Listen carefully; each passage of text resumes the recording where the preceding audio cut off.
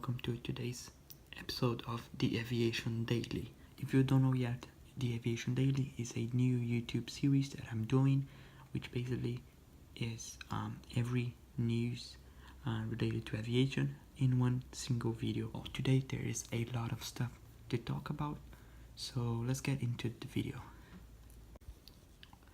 Firstly, United Kingdom's long-haul operator Virgin Atlantic is planning to use the acquisition of regional airline Flybe and its closer ties with Air France-KLM to become a strong competitor to British Airways, the official flag carrier of the United Kingdom.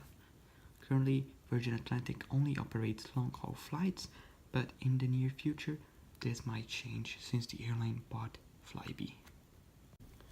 Juneyao Airlines, a private-owned Chinese carrier, has applied to extend their recently approved Shanghai-Pudong to Helsinki route to Manchester in the United Kingdom from November of 2019 on the 5th Aviation Freedom. The route would operate 4 times a week if approved by the government. And also from China Eastern has been granted an additional 7 weekly flights between Shanghai Pudong and London, as well as 7 weekly flights between Kunming in China and London. And Air China has been granted 4 weekly flights between Shanghai Pudong and London. British Airways has had to cut the number of flights from 19 to 12 weekly between London Heathrow and Dubai, whilst Emirates has cut its London to Dubai route from 42 weekly to 31 weekly flights, as there is less runway capacity in Dubai due to a runway maintenance.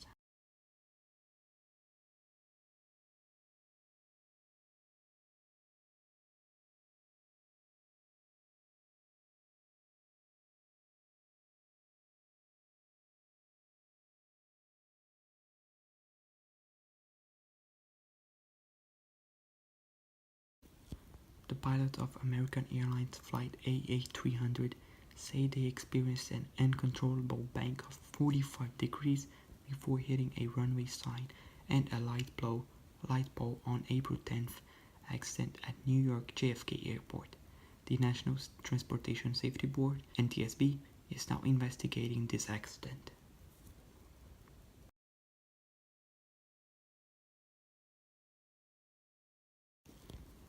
Lufthansa's first Airbus A321neo has performed a customer acceptance flight today in Hamburg, where Airbus manufactures the A321neo, and the aircraft will soon be delivered to the German airline.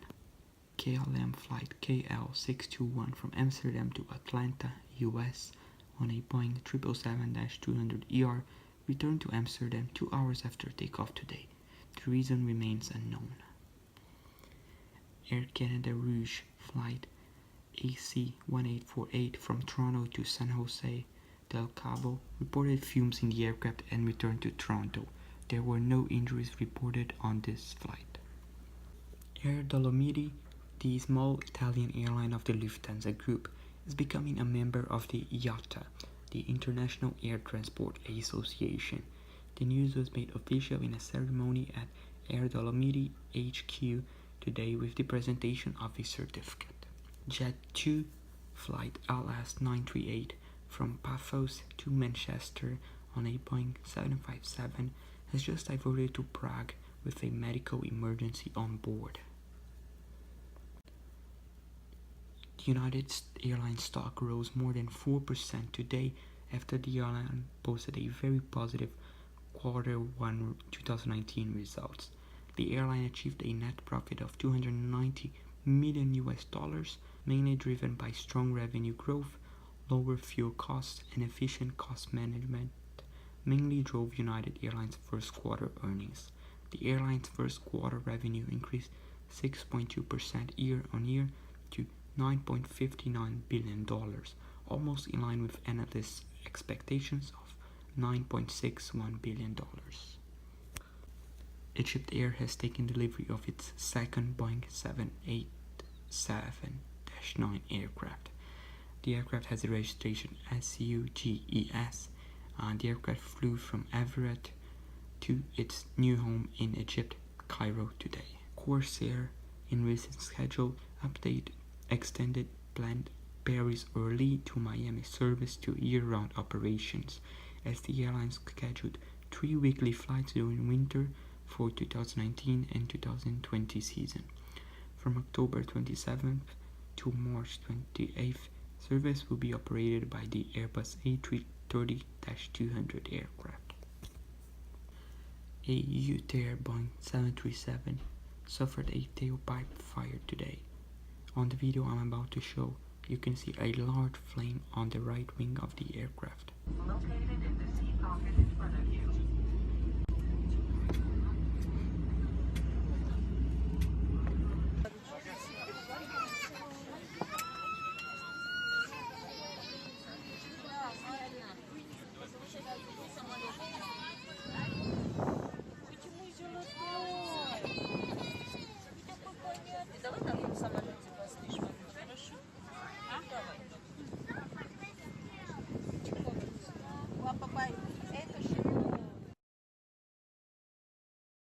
Qantas has announced it will launch a new direct seasonal flight between Sydney and Sapporo, operated by the Airbus A330-200.